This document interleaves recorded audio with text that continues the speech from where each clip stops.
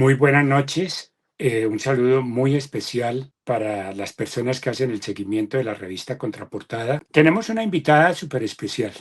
El tema no es fácil. El tema está lleno de recuerdos, lleno de nostalgias y amores. Es un tema duro.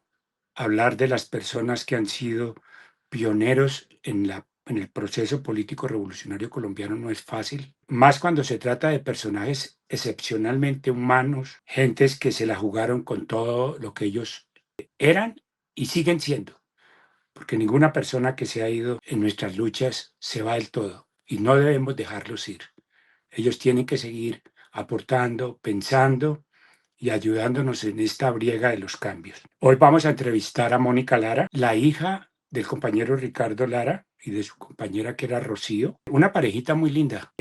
Muchas cosas bonitas pasaron con ellos, humana y política y revolucionariamente. Pero yo quiero dejarlos con Mónica para que ella se presente y vamos a hablar de Ricardo Lara.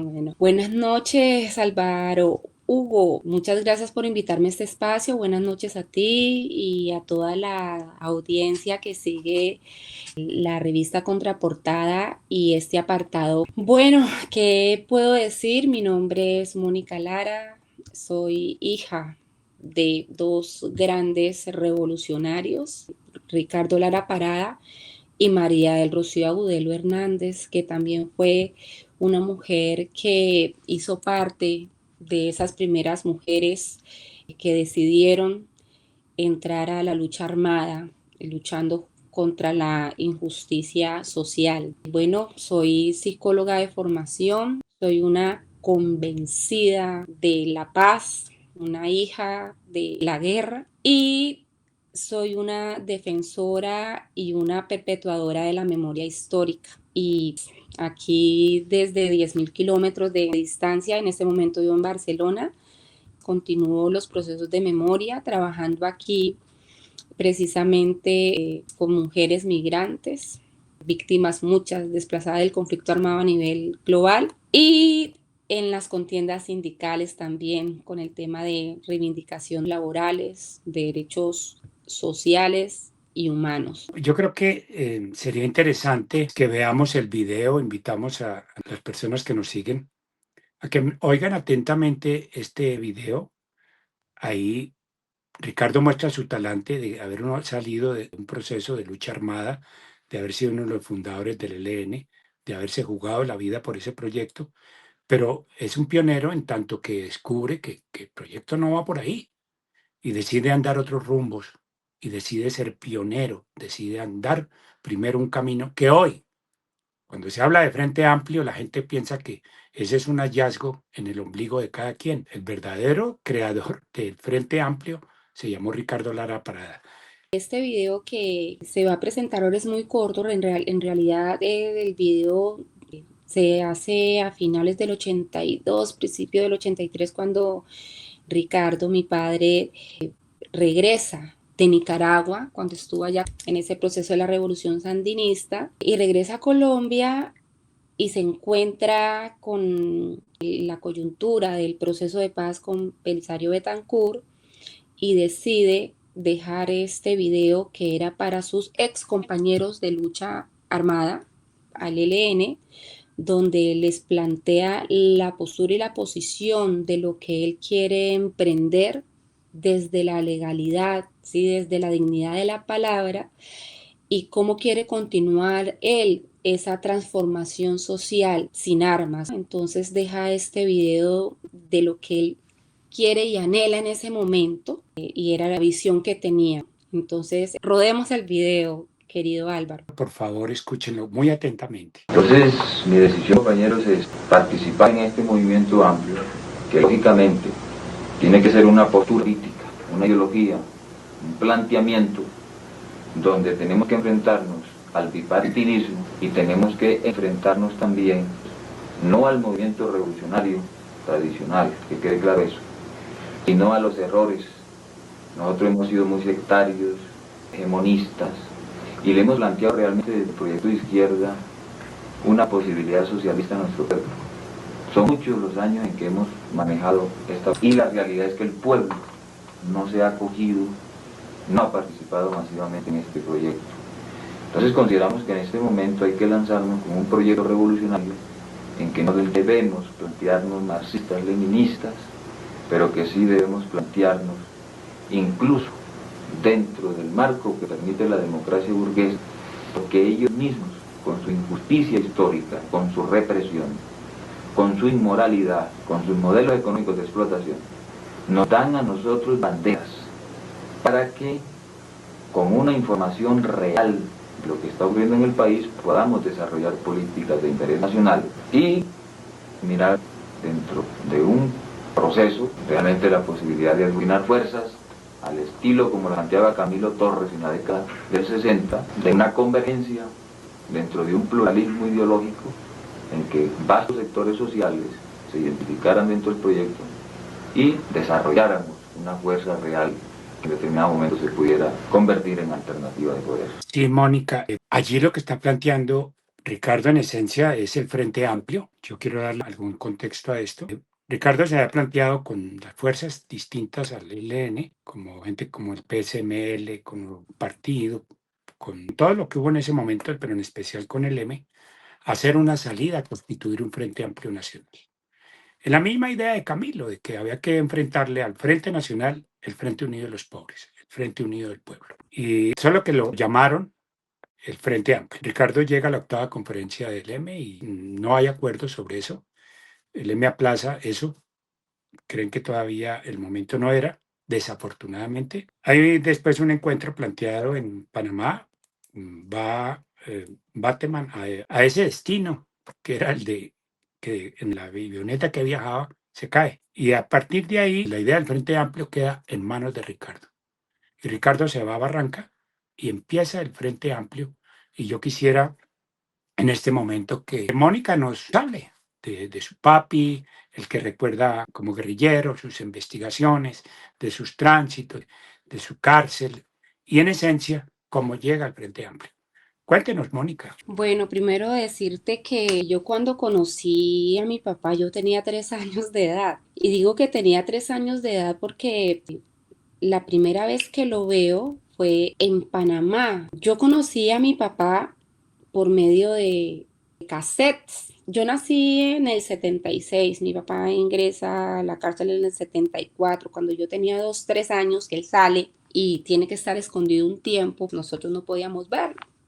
Entonces yo recuerdo que mi mamá nos ponía cassettes a mi hermano y a mí, a mi hermano Fernando, escuchando la voz de mi papá para que nosotros lo tuviéramos presente por medio de su voz. Entonces él recuerdo que nos hablaba, nos decía que nos quería mucho, que él estaba lejos y que nos iba a traer muchos regalos, mucho amor y que nos portáramos bien, así era. Entonces nosotros teníamos ese Ricardo presente por los audios y por lo que mi mamá nos contaba de él. La primera vez que yo veo a mi papá, yo me acuerdo que mi mamá me decía, vas a conocer a tu papá. Yo tenía como unos 3, 4 años y mi mamá me compró un vestido marinero, blanco y azul. Y estábamos en un lugar que yo recuerdo que había mucho, mucho monte cuando mi mamá ve un señor alto, tenía traje militar, barbado, con bigote y barba, y llega y me dice, mira, ese es tu papá.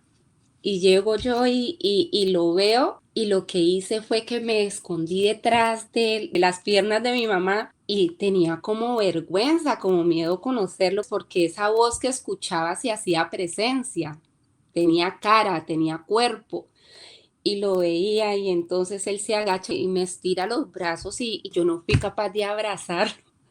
Me dio como vergüenza y tengo ese recuerdo nítido de esa primera vez. Entonces vivimos muchas cosas, lo recuerdo a él en Nicaragua, en Rosita, en Panamá en Rosita, en Nicaragua en Giloá, cuando él hacía todo un proceso de formación militar a los sandinistas. Luego, claro, en ese momento teníamos que estar un poco como incógnitos, él se llamaba Gerardo Martínez, no se apellidaba Lara, yo tampoco me llamaba Mónica Lara, sino Mónica Martínez. Bueno, era algo como muy clandestino y uno no tenía una infancia normal de los niños que van al parque, que salen por ahí, que van a una escuela, que tienen familia normal, sino que Yo crecí en medio de la clandestinidad, viviendo situaciones muy extrañas. Yo recuerdo, por ejemplo, cuando estábamos en Nicaragua, que vivíamos en una casa que le han expropiado a los yanquis. Así sí, han expropiado a los yanquis y vivíamos ahí con mi papá y con muchos compañeros que pertenecían al frente sandinista y de muchas partes.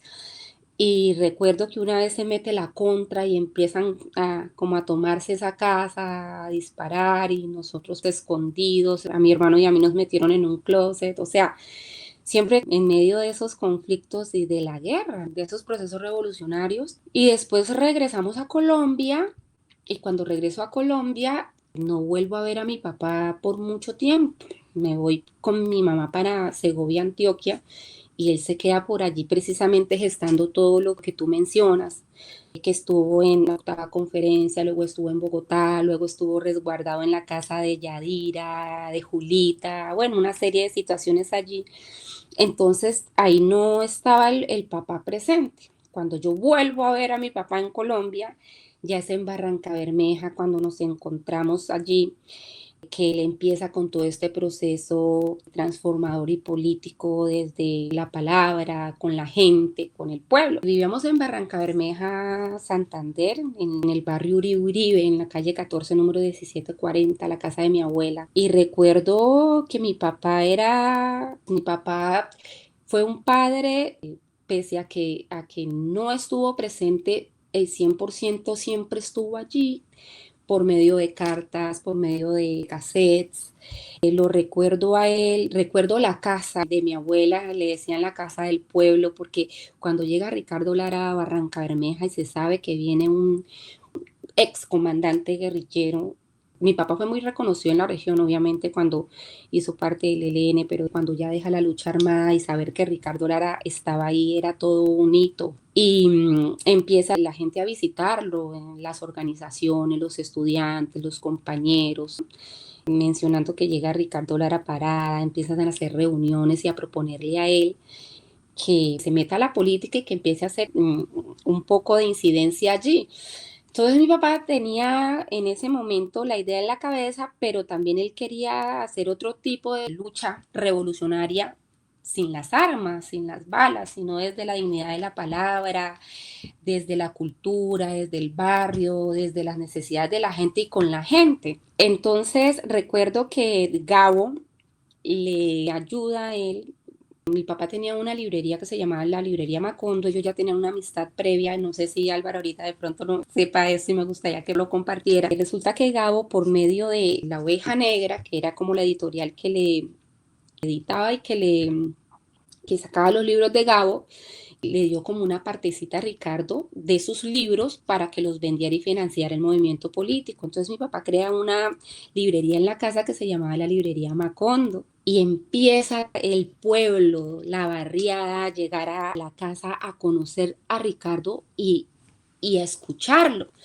Entonces mi papá, yo lo recuerdo con mi papá fue muchas cosas, como lo digo yo, mi papá fue un ex comandante guerrillero, fue un fundador, cofundador de una guerrilla, mi papá fue un político, mi papá fue profesor, mi papá fue padre, mi papá fue amigo, mi papá fue un humanista, fue una persona visionaria y sobre todo una persona que conectaba mucho con la gente. Él era de abajo y con la gente. Era una persona que lograba entender, que tenía empatía, que no pensaba en sí mismo, sino en el otro, en colectivo. Llamaba profundamente a Barranca Bermeja, a sus calles que olían a guayaba verde y a petróleo, como lo decía.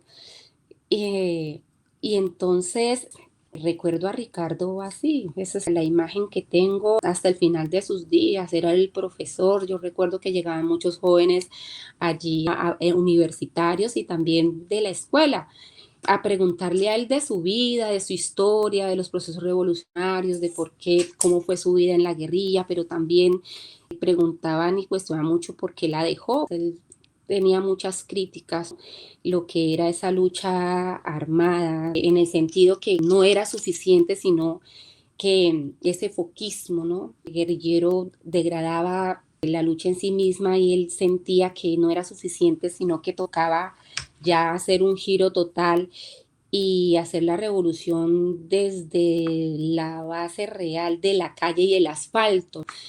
Y entonces eso causó mucha simpatía, empatía y admiración en Ricardo.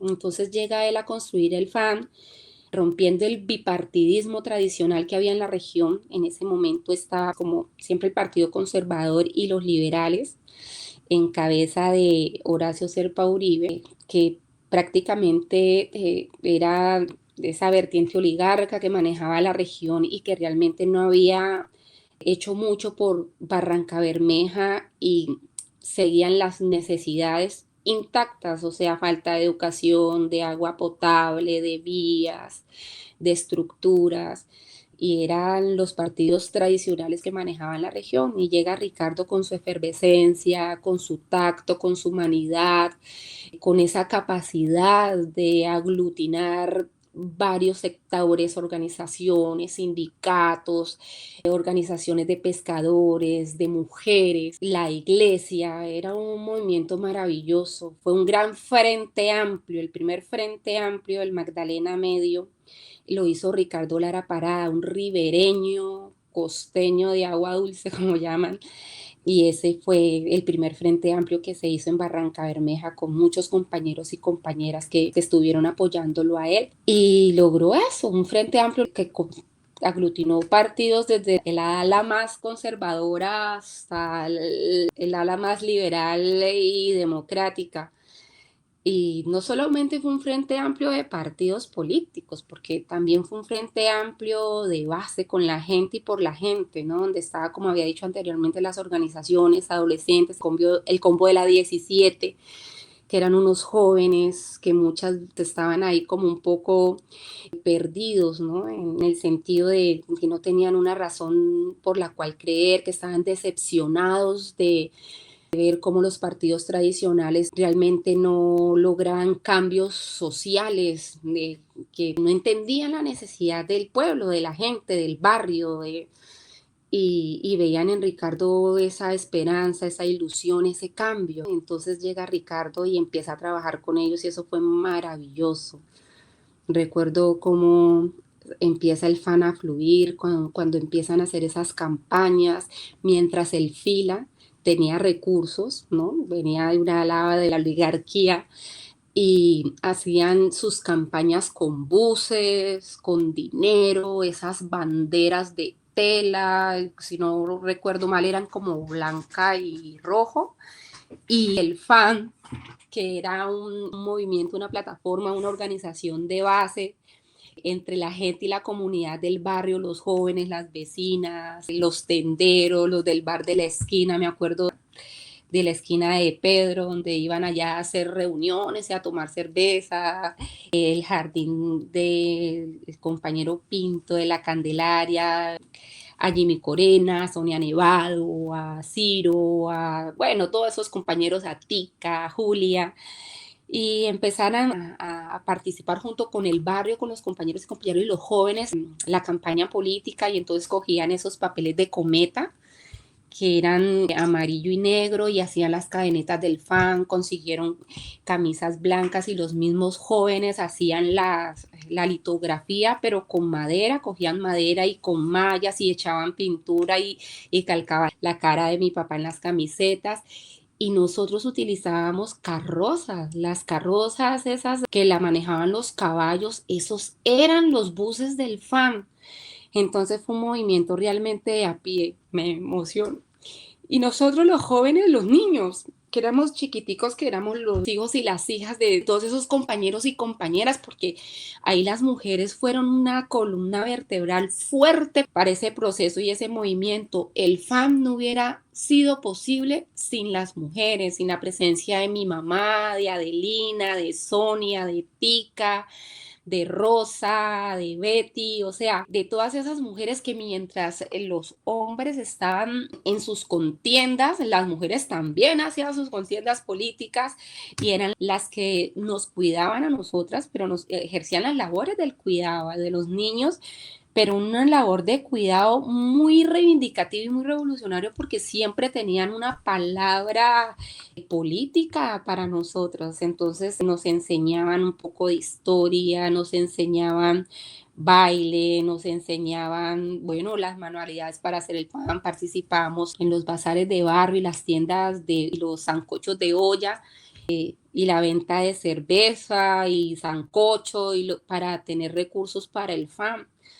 Ay, bueno, entonces eso fue un proceso maravilloso, fue muy bonito, imagínate, en los años, en el 83, 84, 85, hace 40, 43 años, eso fue espectacular. Pero Mónica, yo no quería interrumpirla porque quería que usted, en las palabras descriptivas de lo que usted vivió y sintió en la formación del Frente Amplio del Magdalena Medio, usted dejara una radiografía para hoy, porque hoy tenemos un problema. El Frente Amplio que se plantea es un Frente Amplio de organizaciones de izquierda, centroizquierda, con la llegada de algunos sectores de centro derecha, en la claridad de que este cambio no lo podemos hacer solos, pero falta delimitar un programa que nos diga hasta dónde son nuestras alianzas.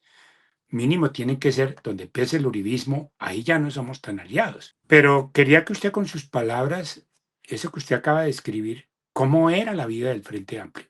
Era pegado al señor de la esquina, al vecino, al joven, a la actividad, al pliegue del papelito, a hacer la camiseta. Esa vocación que hoy se necesita, porque quería plantearle esto. Hubo una consulta y salió el compañero Iván Cepeda, pero póngale que son 3 millones de votos.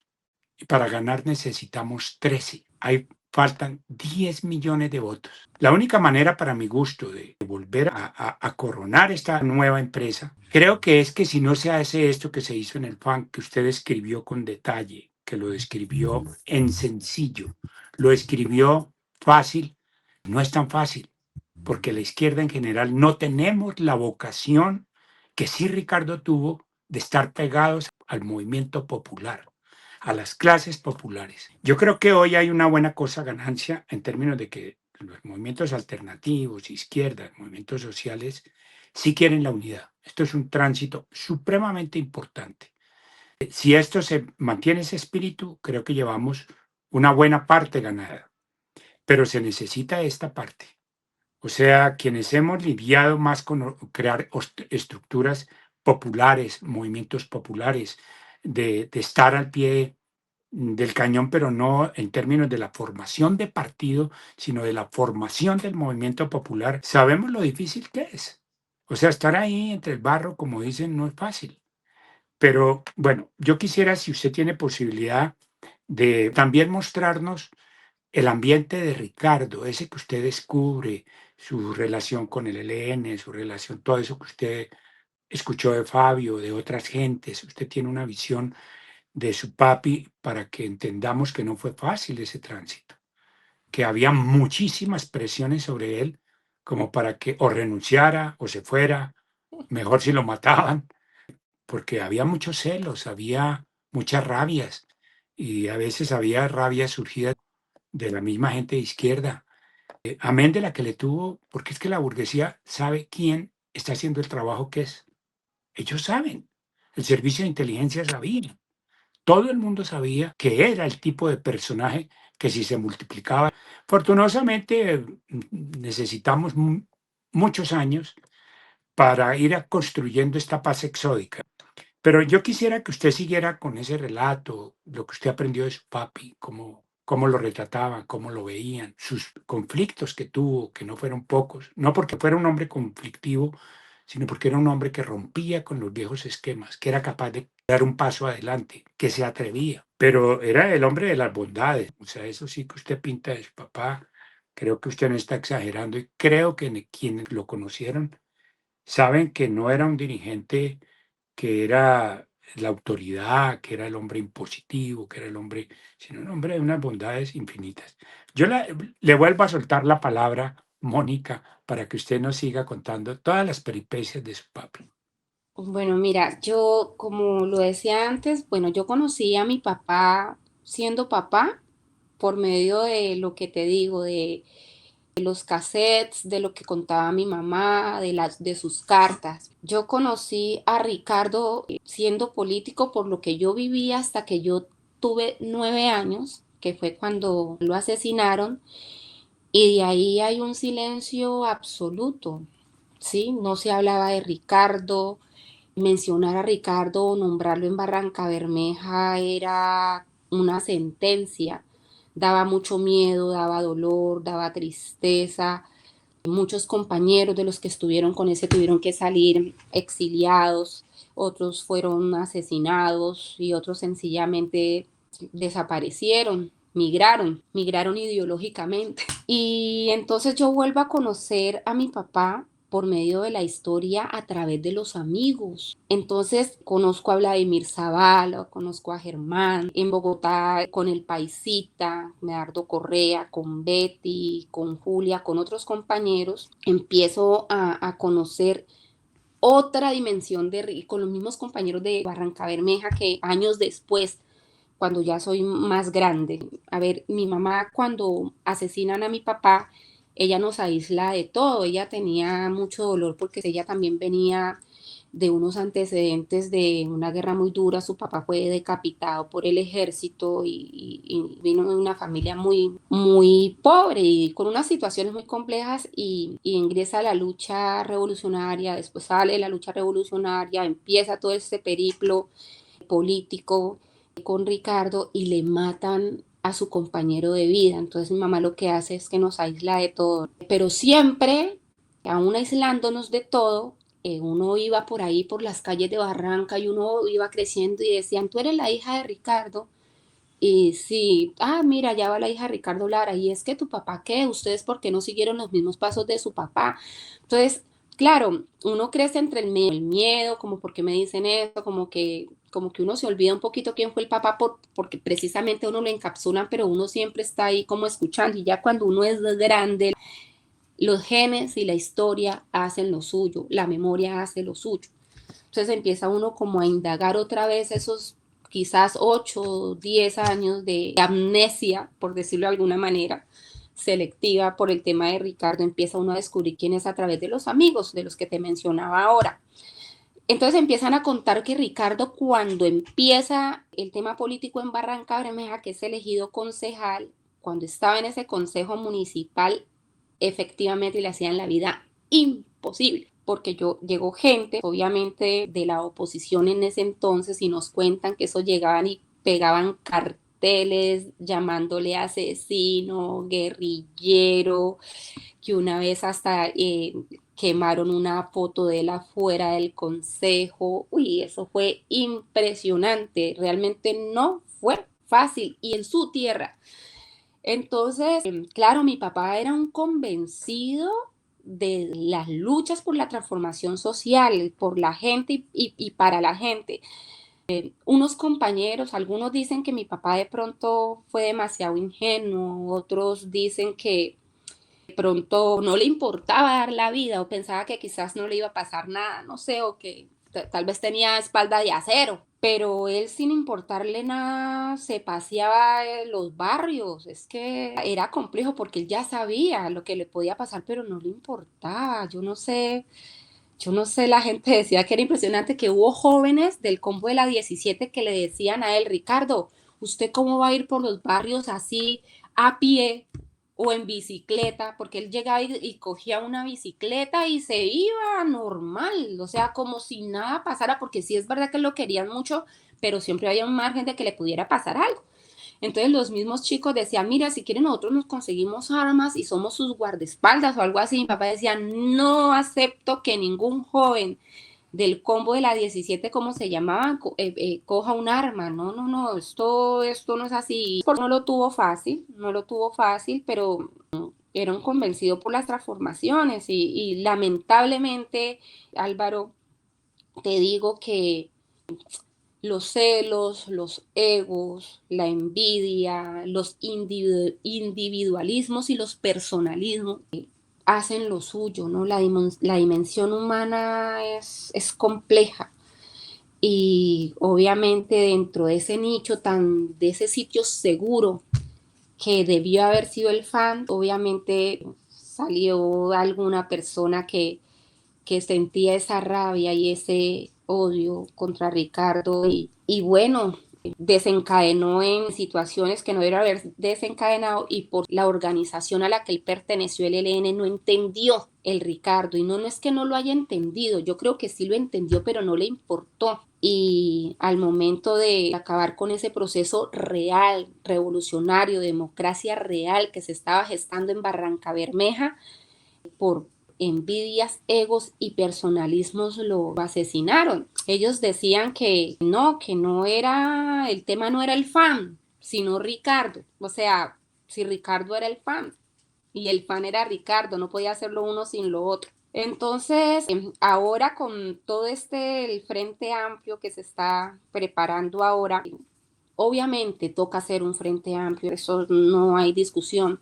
Lo que pasa es que sí me genera, bueno, varias cosas. Uno, yo creo que la verdad, como tú decías ahora, cada vez queda menos jóvenes, menos gente, menos personas que de pronto tengan como esa habilidad, esa empatía de estar en las calles, de compenetrar con la gente, de hacer un trabajo de base real con el de la esquina, con, no sé, desde las bases populares, que sí que hay organizaciones, pero encontrar liderazgos así, no sé, yo creo que tal vez cuesta mucho y además cuando juega mucho las políticas de la psicología de las emociones, donde lamentablemente los medios de comunicación, esas grietas que hay en los discursos, en los argumentos, son balas que hacen daño y eso es lo que se multiplica y lo que llega a la gente, la desinformación, pero aparte también ese individualismo, ese sectarismo y ese egoísmo que hay por parte de esas personas que se hacen llamar de izquierdas o que dicen que están en pro de los derechos y las necesidades de la gente y mentiras que llegan ahí es a hacer daño y a robar o a enriquecerse y no y olvidan la raíz de la razón de ser de lo que es un movimiento transformador real, como es un frente amplio que es, bueno, con y para la gente. Entonces, yo creo que sí es verdad que toca, obviamente, hacer alianzas estratégicas, políticas y todo, pero mira, es que Petro lo intentó porque la democracia es eso, la democracia es inclusión, es participación, es, no sé, mirar dónde hay objetivos comunes, acuerdos fundamentales, pero mira, dentro de la misma izquierda hay gente dañada, gente que tiene el alma, no sé, de pronto decepcionada, podrida, que ha perdido como esa razón, la razón de lo que significa realmente todo un proceso real de cambios y terminan haciendo daño al movimiento como tal. Y claro, entonces como los medios son los que son y la oligarquía y los que están en contra de estos procesos que llevan haciendo esto mucho tiempo, solamente ponen el foco en la izquierda y eso hace mucho daño. Yo creo que toca tener, no sé, hacer un proceso pedagógico, una pedagogía popular de base real. Pero claro, ¿cómo se va a los territorios? ¿Quiénes están en los territorios? Llámese cualquier grupo o organización armada, ¿qué es lo que permiten? ¿Hasta dónde permiten llegar? ¿Qué es lo que protegen? ¿Qué es lo que no quiere que llegue allá? O sea, ¿sí me entiendes? Entonces a veces es muy difícil porque mira cuántos compañeros y compañeras que de pronto han intentado hacer ese tipo de trabajo en según qué regiones y gente o grupos que se dicen defender la justicia social y querer lo mejor para Colombia y que haya igualdad en derechos y que haya transformaciones y que hayan cambios y terminan truncando el proceso con compañeros que quieren intentar hacer ese tipo de trabajo. Entonces, no sé, toca, no sé, las universidades, los jóvenes. Yo creo que los medios de comunicación afectan las redes sociales. Yo le tengo ahora pánico a las redes sociales porque en última es lo que se está consumiendo a través de ellas, en la juventud, en los jóvenes que están ahorita, los adolescentes, los niños, las niñas, qué es lo que están vendiendo por allí, que hace que se tergiverse totalmente la realidad de lo que es el mundo, de lo que es la conciencia crítica, la política. Entonces yo creo que son varios factores ahí que toca ir como analizando con lupa e ir como abordando y como haciendo pedagogía. Mónica, me gustaría, de lo mejor que usted tenga para decirnos, una presencia de su papi, una presencia de su mami, a este momento, en cuanto a las luchas, en cuanto el deber ser, que en política dicen que no hay deber ser, sino que terminan siendo las cosas como terminan siendo. ¿Cómo ve usted también como mujer, como persona que heredó, menos mal, un sentido de lucha, de revolución, de cambios? ¿Cómo ve usted este momento? ¿Qué cree usted? Porque es que la importancia de la entrevista con usted es traer a nuestros lectores y compañeros la idea de que el Frente Amplio es una idea que inaugura particularmente Ricardo y lo hizo bajo unos trazos que hoy siguen vigentes. Esto es con todos, esto es en unidad, respetando la diferencia, que la diferencia en política, la diferencia en religión, la diferencia en fe, en creencias, existe y hay que respetarse. Pero él tenía un mensaje también muy profundo, que era la diversidad, que la diversidad era o es la gente pobre, es el obrero, es el hombre afro, es la mujer indígena, es la compañera que vive y supervive para poder dar asistencia a su familia. Son los jóvenes que se la luchan y se la pelean. Es decir, la nación, ese concepto de nación es la diversidad. Y él tenía muy bien y muy claro, estudiábamos a Gaitán y encontrábamos que la metodología gaitanista era muy buena, el país político y el país nacional.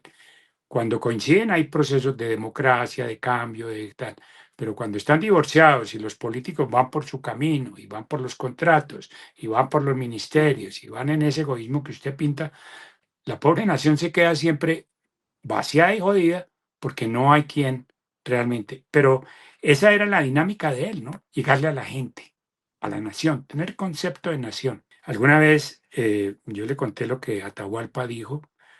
Papi, el paisano es el que tiene paisaje de país por dentro. Eso a su papá le gustó mucho, porque su papá era eso, un hombre que tenía paisaje de país por dentro. Denos un redondeadito ahí del momento. ¿Y cómo lo Pues ve usted? retomando un poco lo que hizo mi papá cuando estaba con el tema del Frente Amplio y ahora, yo creo que esté donde esté, los compañeros o compañeras que logren tener un ascenso político, digo un ascenso en el tema de la elección popular, obviamente que sean el representante de las necesidades reales de la gente de base, nunca se debe olvidar como de quién, de dónde viene uno. O sea, de quién es el que en últimas lo elige y lo pone uno allí a representar. Entonces yo creo que a veces se desconecta mucho de la realidad, de las bases, de las necesidades, como que se suben al curubito y empiezan a tejer desde allí y con los de allí y se olvida un poco de del que es tendero en la esquina, de la que vende las arepas en la calle, del vendedor ambulante, de las necesidades de los barrios donde no llega agua, donde no tienen techo. Entonces yo creo que mis padres y bueno, mi mamá y mi papá y sobre todo mi papá nunca perdió ese contacto con la realidad del pueblo. Siempre fue un representante de puertas abiertas donde directamente él seguía aún abriendo puertas a las organizaciones, a la gente, eh, a los grupos, ¿no? De gente que de pronto no podía organizarse y brindaba un espacio allí. Yo creo que hay que tejer más y dividir menos. Y en este momento, porque toca unirnos sobre los acuerdos bueno, fundamental es que es un país que pueda tener derechos básicos, un estado de bienestar mínimo, colectivo, que el bien común prime más que el bien individual. Entonces yo creo que eso es muy importante y que definitivamente se dejen esos egos, los yoísmos y tengamos un voto de confianza, de amor y de bondad por las personas con las que estamos construyendo también. Yo creo que a veces hay mucha desconfianza y esa desconfianza genera división y la división genera fractura y la fractura te genera apertura a que gobiernen los mismos de siempre y eso es lo que toca evitar al máximo porque ellos sí saben cómo utilizar esas grietas y esas fisuras de la falta de unidad por los acuerdos fundamentales que es con todos aquellos que realmente tengan la real de tener un cambio transformador social, económico y político en Colombia. Mónica, me gusta el mensaje suyo, es masticable, asimilable, entendible absolutamente. Es decir, creo que hay una alta dosis de pedagogía suya y esa sencillez y calidez que hay de quien sabe qué son las luchas cuando están estas personas al lado de la gente, al lado del pueblo. Esto sin gente, esto sin pueblo no funciona. Ahora hay que tenerle dosis de unidad, hay que cualificarse, hay que saber manejar la política y toda esta cosa. Pero lo mejor que se puede hacer en política sin gente no va. El constituyente primario, como ahora llaman al pueblito, este constituyente primario se ha ido, para mi gusto, creciendo, ha ido fortificándose. Petro le ha elevado en su nivel de conciencia posible. Hoy es posible hacer cambios, primero porque llegó a la izquierda para quedarse y segundo porque la misma gente ha elevado su nivel de conciencia en términos de que se pueden hacer los cambios, pero hay que crecer muchísimo más, hay que crecer enormemente y por eso, primero un homenaje que queríamos hacerle al inolvidable, al amigo, al revolucionario Ricardo, pero también era en parte recoger su voz como mujer, como hija de una estupenda pareja y queríamos oírla decir todo esto que ha dicho. Le agradecemos enormemente, Mónica, y de verdad que es bonito tener un buen vínculo con usted y esperamos continuar en esto. Esto no nos podemos bajar del bus. Aquí estamos. Gracias Álvaro, también por toda tu calidez, tu solidaridad y el cariño y obviamente por invitarme a este espacio a conmemorar estas fechas tan difíciles. Pero ahí, como dices tú, siempre adelante. Y nos va a ir bien en el 2026. Yo sé que volveremos a ganar. A Ese nivel optimismo es bueno. internacional, el gobierno del cambio está bien posesionado. Eso sí, no tengas duda. Hemos tenido un buen presidente. Sí, Mónica, eso está bonito también. Es el optimismo. Hay que tener conciencia optimista. Y Y eso, usted tiene harto de eso. Le agradecemos mucho en nombre de nuestros lectores, nuestros escuchas, del equipo que hace parte de esta revista. Seguimos ahí trabajando, tratando de llevar no solo información, sino análisis y sobre todo estos testimonios de vida. Esta es su revista, este es donde usted puede expresarse cuando quiera. Usted sabe el cariño inmenso que hay por su merced. Un abracito, se le quiere mucho y seguimos al pie del cañón. muchas gracias, gracias. Gracias a ti y a la revista, Álvaro. Un abrazo y un beso.